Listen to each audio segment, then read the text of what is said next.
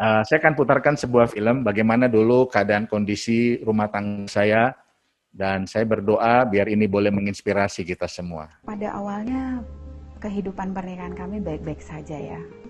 Makin bertambah usia pernikahan kami, ya saya harus akui bahwa saya banyak kecewa gitu ya terhadap suami saya ya. Ada banyak kebutuhan-kebutuhan saya sebagai seorang istri, sebagai seorang wanita yang tidak pernah mau dia jawab.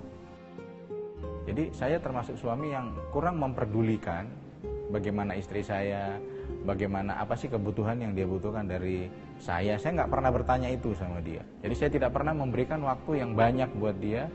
Bagian saya adalah kerja, cari uang buat kamu gitu. Jadi tugas kamu adalah urus rumah tangga ini dengan baik. Karena bagi saya dulu memuji adalah hal yang aneh dalam hidup saya. Gak sadar apanya kamu tuh tahunya apa? Tiap kali marah dan marah terus. Semua itu kenapa? Kamu tahunya kamu marah terus. Semua yang marah karena papa. Semua karena papa. Lihat sini dong. Kasih saya mulai dingin, cinta saya mulai hambar. Saya sudah tidak cinta lagi sama suami saya. Saya sudah tidak mengharapkan lagi dia menjadi suami saya. Saya mulai menjalin hubungan dengan pria lain.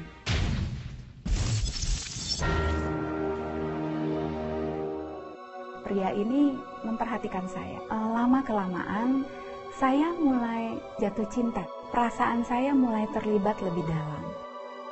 Mulanya kami tuh cuma sering bercerita saja. Dia mengerti betul apa sebenarnya yang saya perlu. Untuk pekerjaan yang kecil, untuk hal-hal yang saya lakukan, dia rajin memuji saya. Dia selalu menyempatkan untuk berkata terima kasih. Dan itu tidak pernah suami saya lakukan di rumah. Suami saya selalu anggap kalau saya mengerjakan pekerjaan rumah, itu kewajiban saya sebagai seorang istri. Saat itulah saya memutuskan untuk selingkuh. Sampai pada akhirnya kami memutuskan untuk melakukan hubungan intim. Ya biasanya kami pergi ke hotel yang jauh dari kota kami. Saya mau memberikan segalanya buat dia. Saya harus berhenti memutuskan hubungan ini dengan pria ini. Jadi waktu itu saya ajak suami saya duduk, saya akui semuanya. Saya sudah jatuh dalam perselingkuhan. Saya sudah jatuh dalam perzinahan. Dalam keadaan putus asa, Gideon datang kepada Tuhan meminta kekuatan untuk dapat mengampuni dan mengasihi istrinya kembali. Aku datangi dia, aku bilang, hari ini aku putuskan, hari ini aku mau bilang sama kamu, aku mengasihi kamu. Dan saya tahu waktu itu saya adalah orang yang sangat sulit untuk dikasihi. Saya bilang sama Tuhan, Tuhan kasih saya kekuatan untuk bisa menerima dia padanya. Saya tetap bisa melihat kekurangan-kekurangannya. Saya tidak mau lagi dikuasai olehnya. Tapi saya mau supaya, saya minta sama Tuhan supaya saya dikuasai oleh kasih yang dari Tuhan itu. Dan sejak saat itu, hubungan kami Tuhan pulihkan dengan cara yang luar biasa. Kasih Tuhan itu sendiri boleh menjadi pemersatu aku dengan istriku. Hanya oleh kasih Tuhan saya sanggup mengasihi suami saya. Gak bisa yang lain. Ya, itulah perjalanan pernikahan kami, dan kami tentu banyak belajar apa yang bikin kami dulu gagal dan bagaimana terus bangkit dan bangun di dalam pernikahan. Tentu tidak mudah, ya, mungkin hampir dibilang mustahil, tapi saya yakin janji Tuhan itu ya dan amin. Waktu kita kembali kepada prinsip untuk mengasihi, disitulah semua pemulihan pasti terjadi. Saya mengasihi istri saya bukan supaya istri saya itu kembali kepada saya, bukan. Saya mengasihi karena Tuhan suruh, suami harus mengasihi istri. Demikian juga saya harus melakukannya. Mudah? Tentu tidak mudah. Ada perjuangan-perjuangan setelah itu. Dan saya percaya perjuangan-perjuangan itu butuh Tuhan. Bukan butuh kekuatan sendiri. Sekalipun ada firman, tapi kita tetap butuh Tuhan dalam proses perjalanan itu. Dan itu nggak mudah, tapi biarlah dia menceritakannya dengan semangat. cerita sangat dengan semangat ya, sebab ya kalau ditanya siapa sih yang waktu mau menikah gitu ya, terus gini loh langsung membangun rencana untuk selingkuh, saya pikir nggak ada ya, sebab apalagi kita perempuan ya, semua kita mau waktu kita menikahi itu pasti kepinginnya ya kayak di dongeng-dongeng itu ya, bahagia selama-lamanya gitu kan. Nah saya juga punya impian itu gitu ya. Tapi kan kenyataannya waktu kita menikah ternyata waduh beda jauh banget sama mimpi ya gitu. Dan bahkan nggak usah tunggu lama untuk nggak usah tunggu waktu lama di dalam pernikahan. Saya ingat hitungan hari, hitungan bulan ya, tiba-tiba sudah ada gitu perasaan, aduh nyesel nih gue, ya nyesel menikah gitu loh. Tiba-tiba diserbu dengan pikiran-pikiran seperti itu karena ternyata kenyataannya tidak sebagus impiannya gitu loh. Nah, tapi kan namanya orang baru bertobat, Kristen lagi gitu ya, kan kita nggak boleh cerai ya, itu kecuali maut memisahkan kita. Tambah putus asa kan saya ya, masih muda, kapan matinya nih gitu kan. Nah, jadi waktu itu ya kita tuh udah sama-sama stres, udah sama-sama frustasi, nggak ketemu jalan keluar, dan kami nggak tahu prinsip-prinsip pernikahan, nggak tahu bahwa pernikahan ini harusnya dikelola, dikerjakan, ada bagian-bagian yang harus kita upgrade, tetap harus kita bangun. Nah dulu kita nggak mengerti dan tidak pernah ada yang mengajarkan hal itu gitu, jujur saja ya. Nah jadi udah saking frustasinya, kami pernah berdoa untuk biar maut itu menjemput kami gitu loh, ya. Ya doanya sih sendiri-sendiri ya, dia doa di ruang tamu ya kan, tapi isinya sama, saya doa di kamar anak-anak gitu ya. Dia doa, aduh Tuhan, udah nggak sanggup saya hidup sama perempuan kayak begini nih ya, ternyata menakutkan gitu ya. Sementara di kamar saya juga doa begitu, ya ampun Tuhan, kalau gue tahu dulu bahwa laki-laki yang modelnya ini gitu ya, mendingan hidup sendiri gitu ya. Tapi kan kata Tuhan cerai nggak boleh ya Tuhan, tapi kok pegel hati banget ya tiap hari, mau sampai kapan? Keingetan janji nikah sampai maut memisahkan kita. Jadi dia janji, dia doa sama Tuhan gitu. Ya udah deh Tuhan, maut aja deh, mati aja, jemput saya mati saja sudah gitu. Nah saya juga gitu kan, saya juga doa, udah deh Tuhan maut aja deh, kalau nggak ke situ mautnya ke sini. Saya bilang begitu ya kan. Cuma waktu saya bilang amin gitu ya, nah saya doakan di kamar anak-anak kan, terus di kamar anak-anak itu ada cermin gede gitu, jadi pas saya amin, saya buka mata, saya lihat bayangan diri saya gitu ya, masih muda ya waktu itu ya, gitu, masih muda ya, terus gue nggak jelek-jelek amat gitu loh, gitu ya, mau deh Tuhan gitu kan, maksudnya kepingin tetap pernikahan yang bahagia itu, kepingin ngerasain gitu, namanya hidup cuma sekali gitu kan. Jadi saya revisi doa saya gitu. Saya bilang Tuhan maaf ya, nih revisi ya dikit ya gitu. Saya mau deh Tuhan ngerasain pernikahan yang indah itu gitu. Kasih saya kesempatan kedua lah Tuhan gitu ya. Kali ini saya bener dah, saya pilih dah lakinya bener ya Tuhan. Kalau boleh bule gitu yang bertobat gitu ya.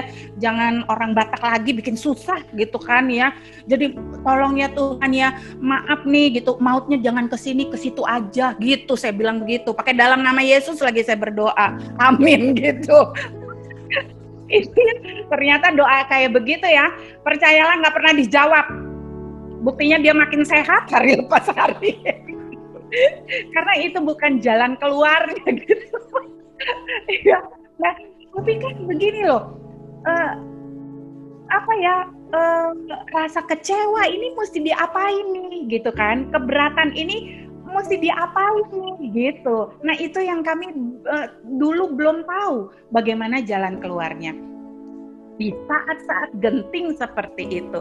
Nah inilah dia, waktu di saat genting terjadi, kita tidak mencari Tuhan sungguh-sungguh. Saya nggak bilang hanya jadi orang Kristen ya, tapi mencari Tuhan sungguh-sungguh, mencari pengetahuan tentang pernikahan itu dengan sungguh-sungguh. Disitulah sebenarnya iblis sudah berdiri di depan pintu.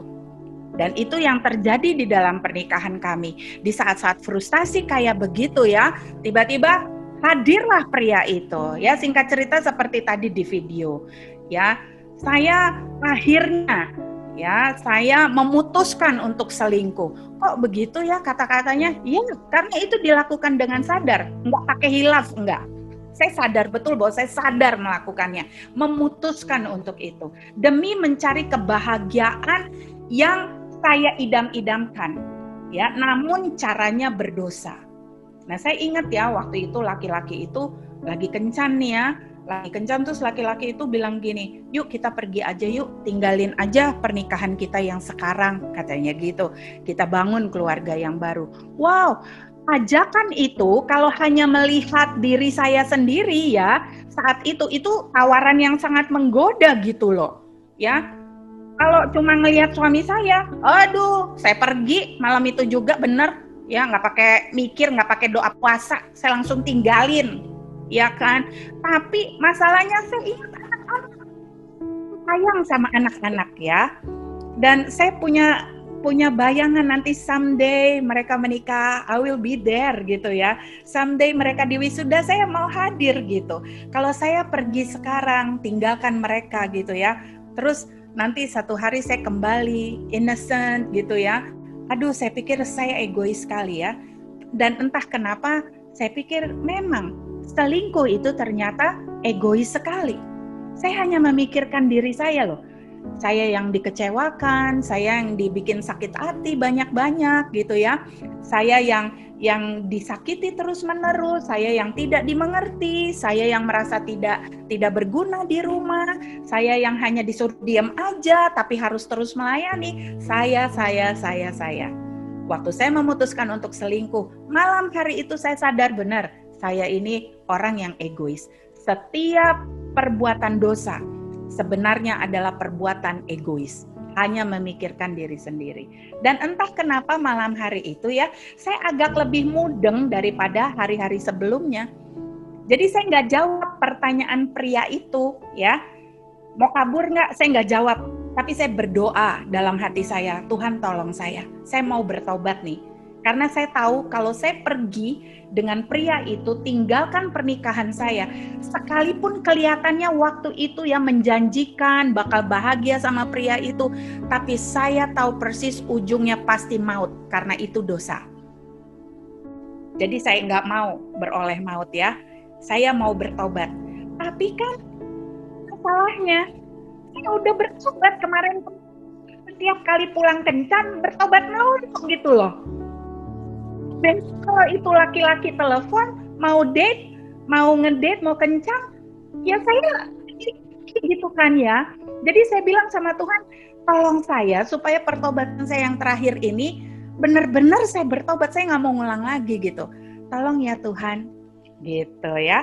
Dan Tuhan ingatkan saya, baik ya, Tuhan ingatkan saya satu firman Yakobus 5:16, kalau kamu mau sembuh, kata Tuhan, kamu harus saling mengaku dosa, saling mendoakan. Ya, saya pikir sembuh ayat itu bukan hanya terhadap penyakit badani, jasmani, tapi sembuh terhadap pertobatan juga itu harus dilakukan. Saling mengaku dosa, lalu saling mendoakan. Ya udah, saya berdoa dulu deh sendiri. Dan Tuhan itu baik Bapak Ibu. Tidak lama setelah saya berdoa di tempat parkir itu 7 hari persis. Saya ingat sekali, suami saya pulang dari doa pagi, saya nggak ikut waktu itu ya. Jadi suami saya pulang ya, terus tiba-tiba dia tanya begini, minggu lalu kamu kemana ya? Katanya gitu. Sebab waktu saya kencan dengan pria itu, suami saya lagi nggak di rumah, dia lagi pelayanan, coba. Pelayanannya yang 1, 2, 3 gitu.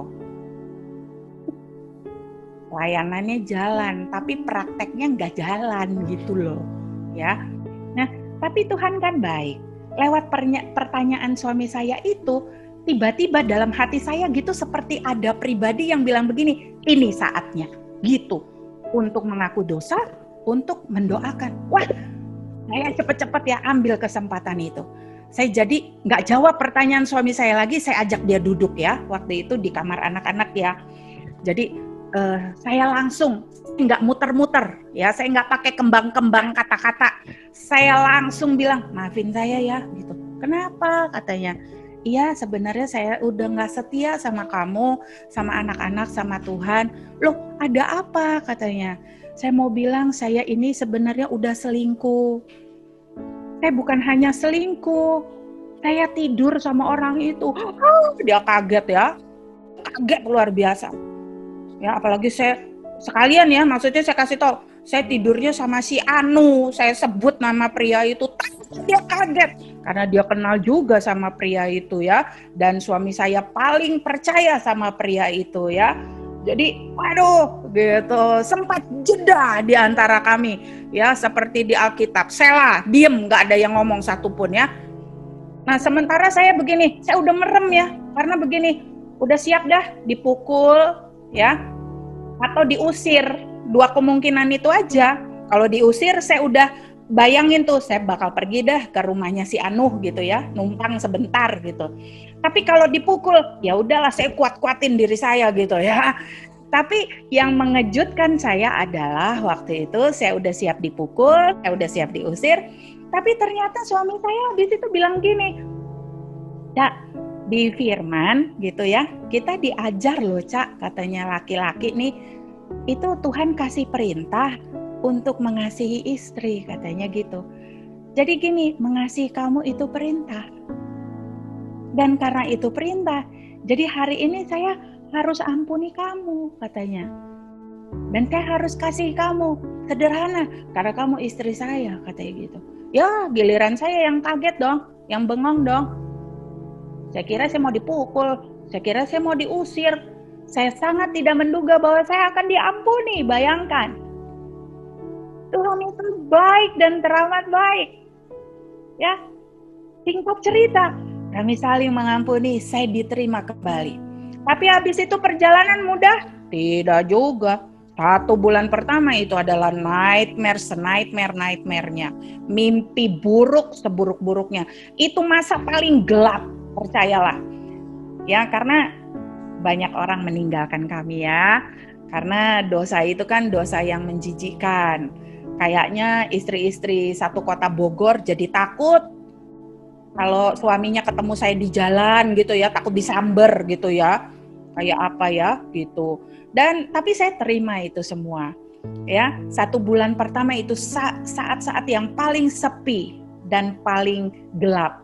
Ya, itu walaupun sudah mengampuni tapi tidak mudah ya. Kadang-kadang saya lihat suami saya masih ingat. Gitu. Kadang-kadang kita tidur tengah malam dia bisa kebangun. Dan dia tiba-tiba punya bayangan bagaimana saya dengan pria itu misalnya lagi tidur, lagi jalan gitu ya. Dia marah tiba-tiba dan dia bisa injek saya, dia bisa tendang saya. Dan saya kalau diperlakukan demikian, saya harus menahan diri saya untuk tidak marah, untuk tidak membalas gitu ya. Karena aduh, saya harus merendahkan diri saya, merendahkan hati saya lagi gitu loh. Tapi saya lihat kalau dia lagi bingung begitu, cerminan saya merendahkan diri, saya datangi dia, saya bilang, maafkan saya ya maafkan saya loh, aduh saya bego banget ya emang ya gitu ya. Dan saya lihat dia juga kalau jujur ya Bapak Ibu, bertobat itu satu hal, tetapi melepaskan diri dari hubungan dosa itu lain hal lagi. Pikiran saya sering diserang oleh pikiran-pikiran memori dosa itu. Dan kalau suami saya lihat saya lagi galau, dia hampiri saya dan dia bilang, jangan lupa ya, saya sudah ampuni kamu. Wow, ternyata kami saling menyembuhkan di 1 bulan pertama itu. Perhatikan betapa baiknya Tuhan. Banyak hal kami tidak mengerti, tapi waktu itu Tuhan tuntun kami. Sampai saya ingat satu malam, setelah 1 bulan itu, setelah pengakuan dosa saya itu ya, kami ngobrol di teras rumah kami ya. Untuk pertama kalinya kami ngobrol.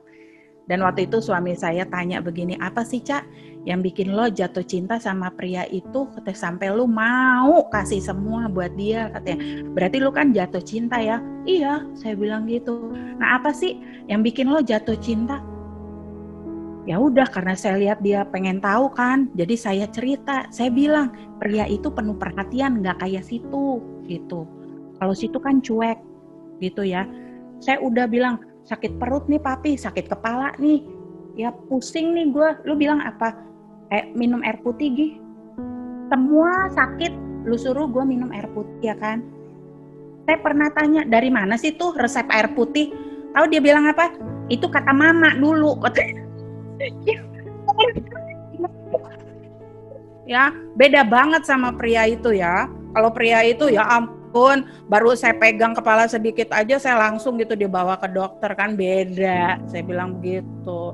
Terus ya, pria itu tuh sopan gitu loh. Kalau nyuruh-nyuruh nih, kan kita kerja ya, itu teman satu kerja saya, dia tuh atasan saya gitu. Kalau dia nyuruh saya nih selalu pakai kata tolong ya gitu. Pasti pakai kata tolong, kan sopan itu ya. Gitu. Tolong ya lakukan ini, tolong dong kamu bikin ini. Oh, jadi kita seneng bikinnya tuh seneng gitu ya.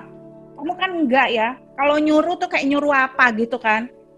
Ya tau, boro-boro pakai kata tolong ya. Gitu. Kadang-kadang manggil kita aja, aduh nggak ada sopannya ya. Kadang-kadang dia lupa nama saya siapa.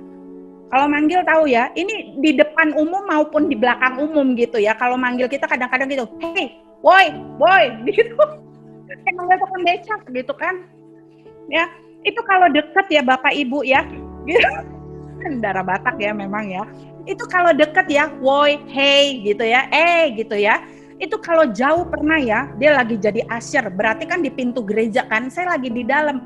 Dia mau panggil saya di depan orang banyak, itu bukan hanya woi, bukan hanya gitu, ada tambahannya cuma dia yang bisa gimana? Woi. Gitu. Pulang gereja kan kita berantem kan. Saya bilang lu kayak manggil banci pinggir jalan ya, aku bilang. Nggak asik banget gitu deh ya. Gitu, yang itu tuh laki-laki itu nggak pernah begitu gitu kan.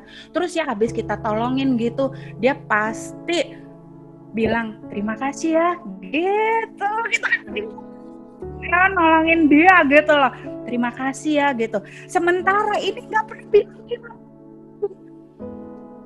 Kalau saya bilang gitu ya, bilang apa dong gitu, oh, udah tugasmu itu gitu. Batak banget kan loh gitu ya. Terus ya ini ya yang paling penting nih buat kita nih perempuan nih ya, itu laki-laki kalau salah cepet sadar, nggak pakai gengsi, cepet sadar. Terus gini, cepet minta maaf tuh. Aduh gitu ya, maaf ya, aduh saya salah ya, maafkan saya ya Cak, aduh saya kenapa begini ya, sorry ya gitu ya.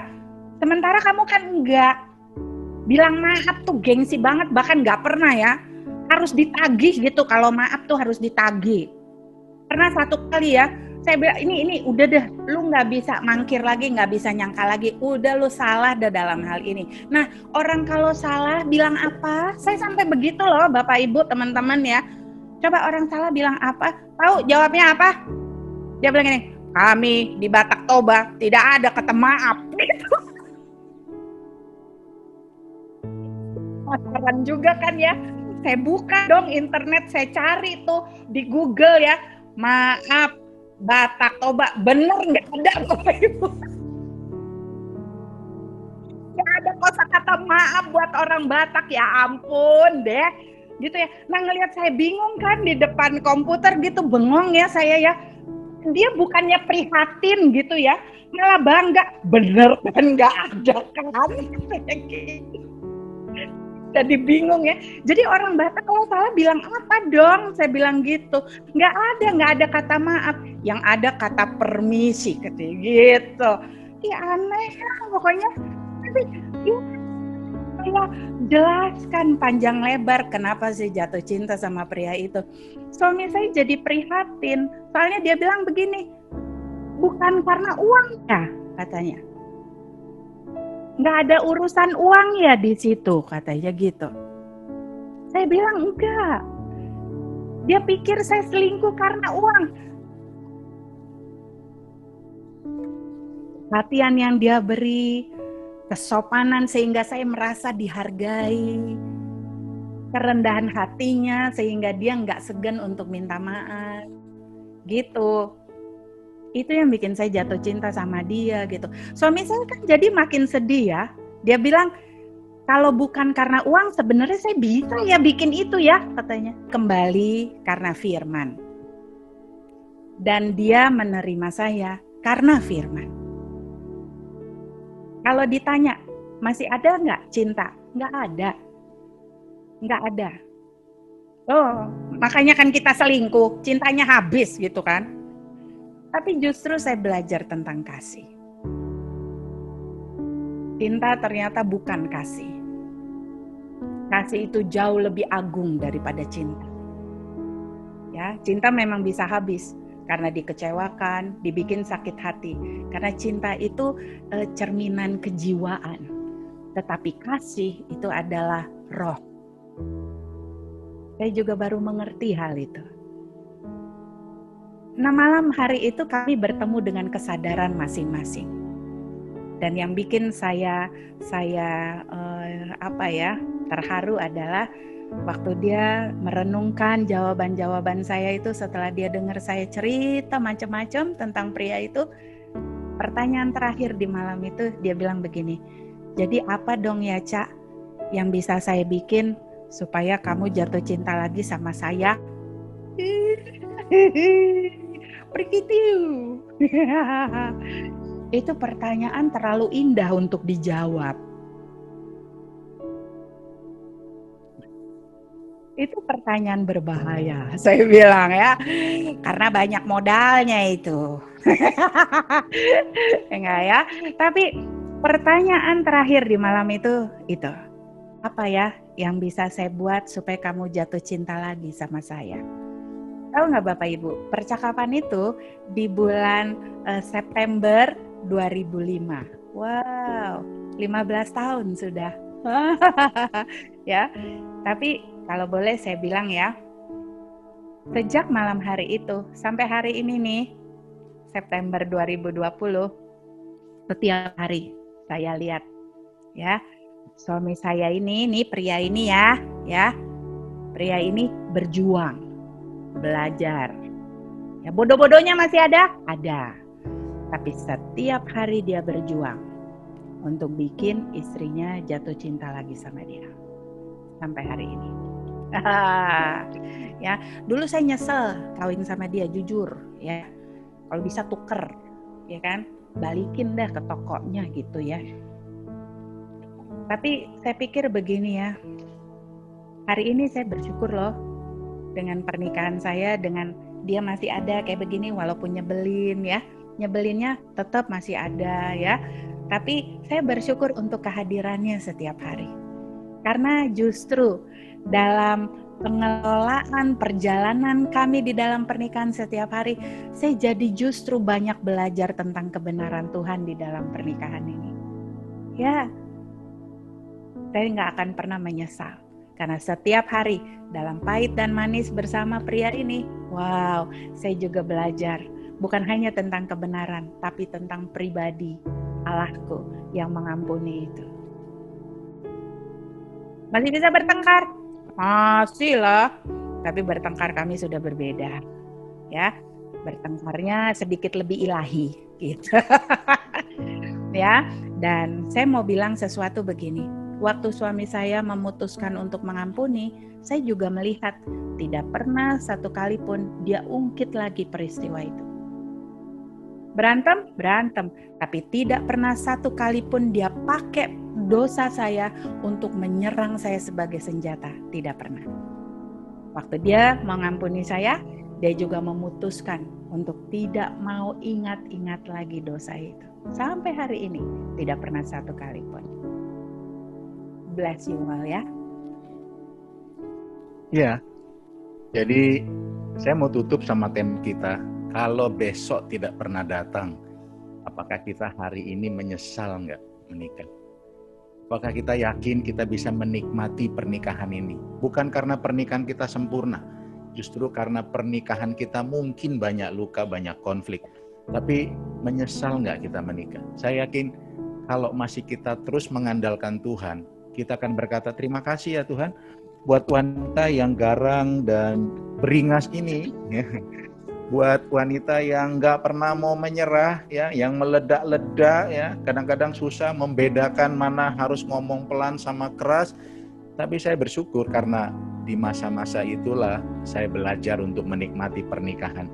menikmati pernikahan di dalam masa-masa yang sulit itu memang butuh perjuangan.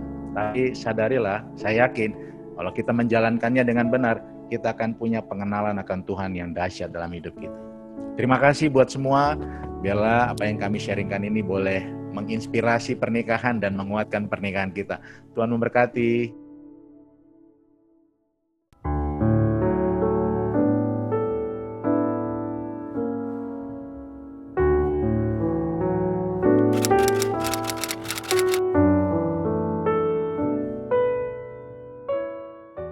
Saya mau share aja begini. Kemarin itu pemuridan dan salah satu diajarkan begini, sebuah penelitian terhadap beras yang sudah dimasak, ditaruh 3 tempat, yang satu diberkati, yang satu dikutukin, yang satu dibiarkan. Tahu nggak, yang aneh ternyata yang paling rusak itu bukan yang dikutuki, tapi yang dibiarkan. Dalam kata lain, didiamkan. Jadi berusahalah berkomunikasi, tak perlu mendiamkan. Berkomunikasi dengan prinsip-prinsip firman Tuhan. Ingat, sampai kapanpun kita terikat sama janji kita, sampai maut memisahkan. Oh, tapi mungkin dia sulit diajak berkomunikasi. Ini mungkin bukan soal dia. Ini tentang apa yang kita bisa bikin sebagai orang-orang yang percaya sama Tuhan. Saya yakin hari itu saya bisa memutuskan untuk menolak dia, tidak lagi mau bicara sama dia. Tapi saya bisa melihat begini, kalau saya lakukan itu, saya juga akan menderita selama hidup saya. Atau saya mengerjakan itu ada penderitaannya nggak? Untuk mengampuni dia, menerima dia? Tentu ada. Tapi penderitaan di dalam Tuhan itu pasti mendatangkan kasih karunia. Jadi berusahalah, kalau memang kita rindu pernikahan ini perlu dipulihkan, kita terbatas sebagai manusia, bahkan kita nggak bisa kendalikan orang lain. Tapi kita bisa kendalikan diri kita dengan menerapkan prinsip-prinsip firman Tuhan. Sebagai istri, Tuhan bilang hormati dia. Hormati itu artinya begini, apapun yang terjadi kamu tetap menghormati dia seperti kamu menghormati Tuhan. Oke? Tidak setuju dengan perbuatannya, betul, tapi jangan sampai kehilangan hormat. Saya yakin habis itu serahkan sama Tuhan. Ingat, kita tidak bisa mengubah orang lain, tapi Tuhan bisa mengubah dia lewat doa kita. Ya, saya nggak hanya minta kita berdoa saja, tapi gini, lakukan sesuatu yang sesuai dengan firman karena kasih. Saya yakin Tuhan pasti melakukan sesuatu. Mungkin nggak hari ini. Kalau hari ini mungkin bukan kitanya nggak siap, dianya yang belum siap. Tapi lakukan itu sampai nanti waktu Tuhan yang datang buat kita. Nah, begitu dari saya.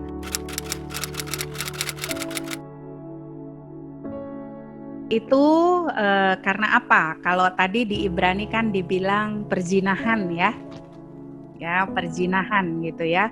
Nah, tempat mencemari tempat tidur dengan persundalan, perzinahan.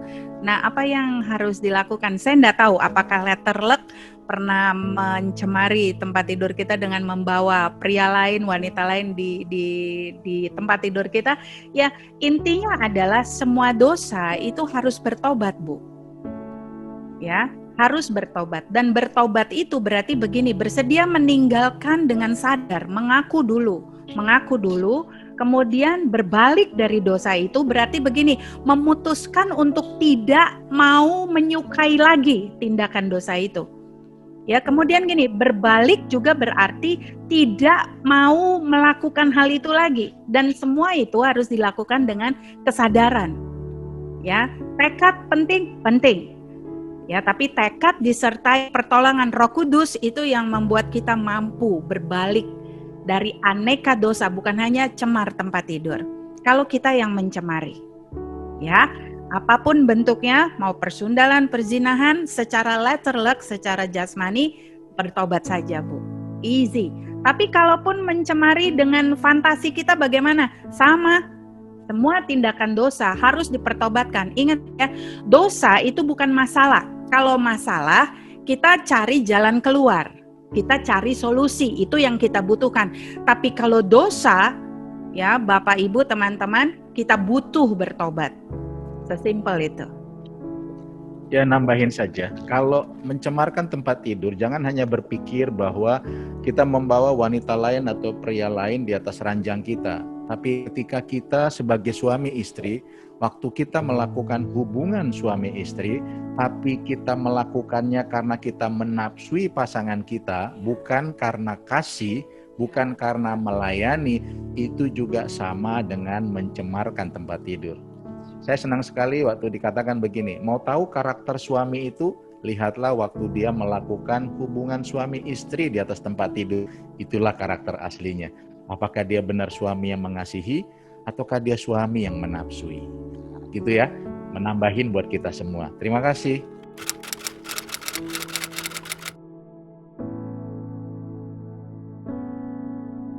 Kalau kita berbicara tentang perceraian itu ada doktrin yang berbeda-beda, tapi ini saya melihatnya dari pandangan saya aja ya.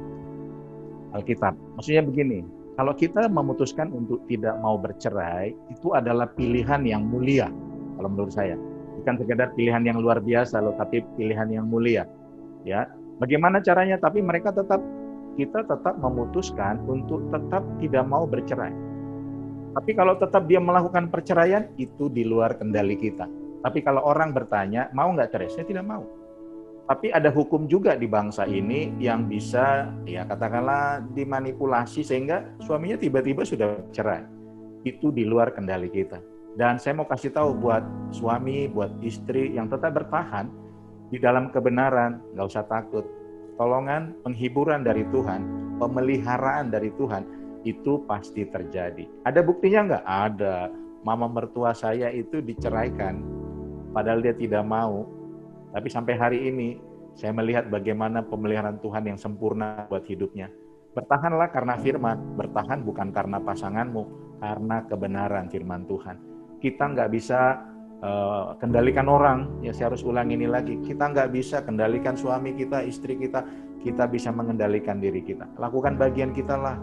Kalau kita udah tahu bahwa perceraian itu tidak boleh, saya memutuskan ini Tuhan karena firman-Mu. Dan saya menyerahkan pernikahan saya ini ke dalam tangan-Mu. Terus apa yang kita bikin? Sebagai suami yang tadi, jangan lupa, jangan kehilangan hormat. Karena ayat itu berkata, tunduk walaupun bukan karena suamimu sempurna. Walaupun dia dalam keadaan berdosa, Tuhan bilang tetap hormat sama dia. Jangan setuju sama perbuatan dosanya, tapi hormati dia. Nah itu menurut saya, Christine.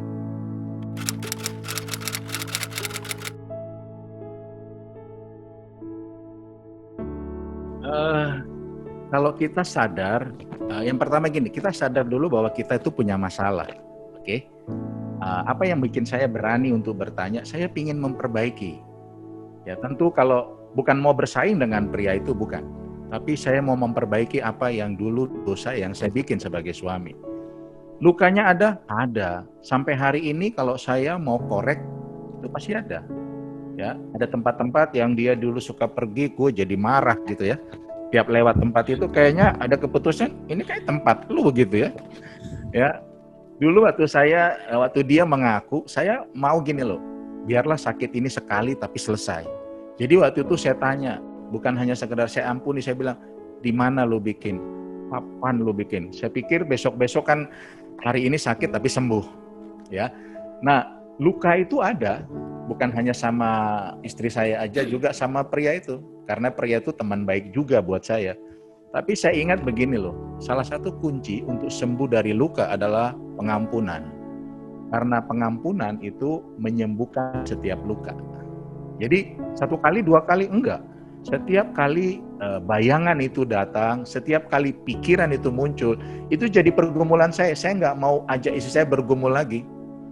Saya nggak bilang begini, ini gara-gara kamu, enggak. Kasih nggak begitu. Aku bergumul Tuhan. Aku tahu aku sakit hari ini. Setiap kali saya lihat orang itu, tentang orang itu, namanya, apa yang dia pakai, mobilnya itu bikin saya marah. Sampai saya memutuskan begini, saya mengampuni dia. Nggak ada teori yang lain, nggak ada hal yang lain yang bisa bikin sembuh luka kita kecuali pengampunan. Karena pengampunan itu bukti kita mengasihi. Saya itu kurang yakin ya, kalau orang bilang gini, saya ini mengasihi tapi dia tidak bisa mengampuni. Buat saya, kamu tuh belum mengasihi.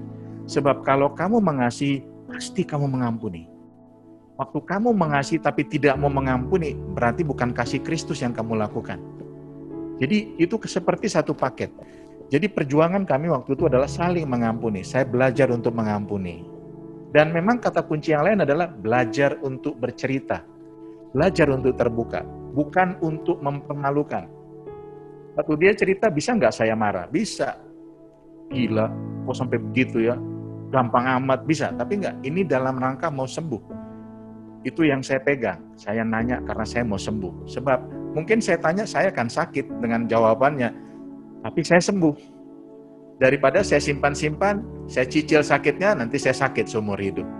Kata kuncinya adalah belajar mengampuni. Setiap kali peristiwa itu teringat di pikiran kita, selalu teringat di hati kita, dan itu nggak ada urusannya dengan pasangan kita, itu urusan kita pribadi. Itu aja sih tipsnya. Sampai hari ini itu masih saya kerjakan.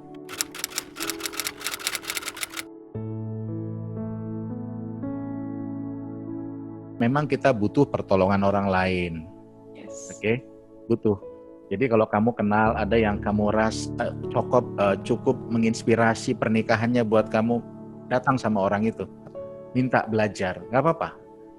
Kami dulu nggak ada tempat pertolongan. Ya kasih anugerah Tuhan, kami berjuang dengan kebenaran firman yang kami tahu, itu aja yang kami bikin. Orang juga nggak tahu bagaimana menolong kami. Yang diajar kadang-kadang prinsip-prinsip budaya. Oh, kamu jadi istri itu ya supaya suami senang tuh masak buat keluarga, bangun pagi-pagi, jangan siang. Saya pikir itu bukan jawaban Alkitabiah ya. Tapi mari kita kembali kepada yang esensi firman. Buat saya kalau dia belum percaya, carilah orang yang bisa menolong. Dan kamu tahu orang itu ada dalam kebenaran. Supaya nanti yang dinasehatkan sama dia adalah berasal dari kebenaran. Bukan dari budayanya, bahkan bukan dari pengalaman pribadinya. Dan menikah dengan orang yang berbeda iman memang banyak resikonya ya Bapak Ibu ya. Dan ketidakkesepakatan, ketidakcocokan dalam kehidupan sehari-hari itu adalah salah satu resiko kita menikah dengan orang yang berbeda iman. Saya pikir itu cawan yang harus kita minum kalau kita sudah menikah ya. Tapi ingat, iman kita kepada Kristus, iman dari orang yang percaya kepada Kristus, janganlah kendor, janganlah berhenti berharap kepada Tuhan bahwa segala sesuatu yang baik, pemulihan itu bisa tetap terjadi, gitu ya. Nah, itu sebabnya kami mengajarkan kepada generasi berikutnya bukan betapa pentingnya sekarang kalau kita mau menikah, bukan hanya cari bahkan yang hanya seiman, tetapi pastikan orang itu hidup dalam imannya. Itu jauh lebih penting hari-hari ini. Jadi jodoh itu bukan lagi yang seiman tapi beriman dan dia hidup dalam imannya. Kalaupun kita sudah menikah ya, mungkin dulu kita tidak begitu paham tentang itu ya. Firman sudah mengatakannya dan ya kita dalam kerendahan hati, aduh saya udah langgar ya Tuhan ya. Nah, memang lebih banyak penderitaan yang harus kita rengguk gitu ya, harus kita alami. Tetapi pengharapan kita di dalam Tuhan itu tidak akan pernah gagal. Dan begini Ibu yang bertanya, perbuatan baik itu pasti dikenal oleh seluruh agama, seluruh iman. Dan firman Tuhan sudah mengatakan sesuatu tentang hal itu. Coba kita buka 1 Petrus 3 ayat 1 dan 2 ya, khususnya untuk ibu-ibu yang menikah dengan suami-suami yang belum beriman gitu ya, bertobat ya. 1 Petrus 3 ayat 1 dan 2, saya bacakan ya. Begini firman Tuhan, demikian juga kamu hai istri-istri, tunduklah kepada suamimu, supaya jika ada di antara mereka yang tidak taat kepada firman. Perhatikan itu ya. Supaya jika ada di antara mereka yang tidak taat kepada firman, mereka juga tanpa perkataan dimenangkan oleh apa? Kelakuan, bukan penginjilan, bukan perkataan, tapi kelakuan kita istri yang beriman kepada Tuhan. Lihat, jika mereka melihat, jika suami-suami yang belum taat sama firman itu melihat bagaimana murni dan salehnya hidup istri mereka itu yang beriman itu. Saya percaya firman ini memiliki kuasa dalam segala hal. Jadi kalau masih ada suamimu, pasanganmu yang belum taat firman, mungkin dia Kristen tapi masih KTP ya, atau gini, mereka sama sekali tidak kenal kebenaran. Saya percaya firman ini punya kuasa untuk memenangkan mereka di hadapan Tuhan. Apa? Karena apa? Mereka melihat kelakuan. Kasih mereka tontonan ilahimu, Bu. Ya. Hidup yang murni dan saleh dari seorang istri yang beriman itu bukan soal jam ada di gereja, jam ibadahmu yang tinggi, bukan. Tetapi kelakuanmu sehari-hari terhadap mereka yang memutuskan untuk tetap tunduk kepada dia, menghormati dia. Pernah saya sama teman iseng-iseng cari arti tunduk sama suami, murni dan saleh maksudnya apa? Di dalam satu versi Alkitab dibilang begini, tunduklah kepada suami dengan murni dan saleh itu ternyata begini, perlakukan dia seperti kamu tunduk hormat sama Tuhan. Kan di belahan firman lain juga bilang gitu ya, tunduk sama suami seperti kepada Tuhan. Itu ternyata begini, Bu, taruh suamimu di tempat yang tinggi seperti kamu taruh Tuhan di situ. Lalu di situ puja-puja dia, tinggikan dia, agung-agungkan dia, elu-elukan dia, seperti kamu mengagungkan Tuhan, seperti kamu memuja Tuhan.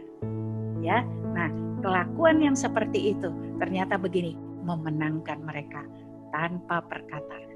Wah, keren ya. Salah satu produknya juga.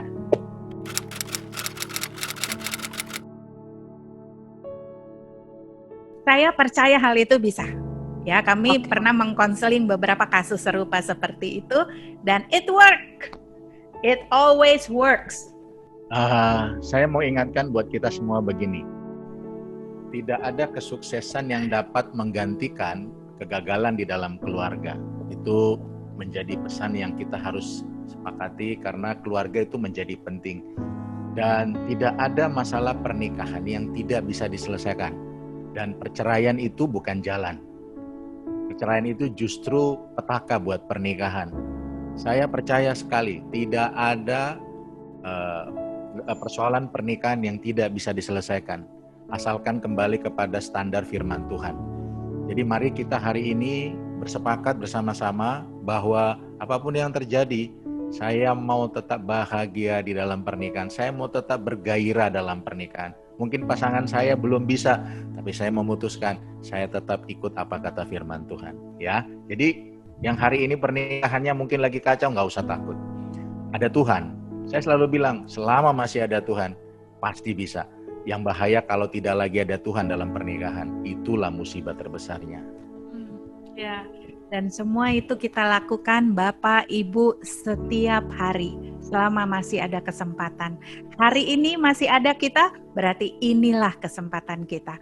Karena begini ya, waktu saya kasih tema itu sama sister saya Sandy, If Tomorrow Never Comes, itu kami kita lagi putar lagu itu lagu lama, If Tomorrow Never Comes. Wow, saya bersyukur pemulihan itu kami lakukan setiap hari. Karena itulah kesempatan yang kami punya. Ada satu hari kelak, saya pulang ke rumah, saya ketok pintu, mungkin suami saya tidak bisa jawab lagi karena dia sudah tidak ada. Saya cari teman-teman berantem ya, teman buat berargumen, tidak ada lagi karena dia sudah tidak ada.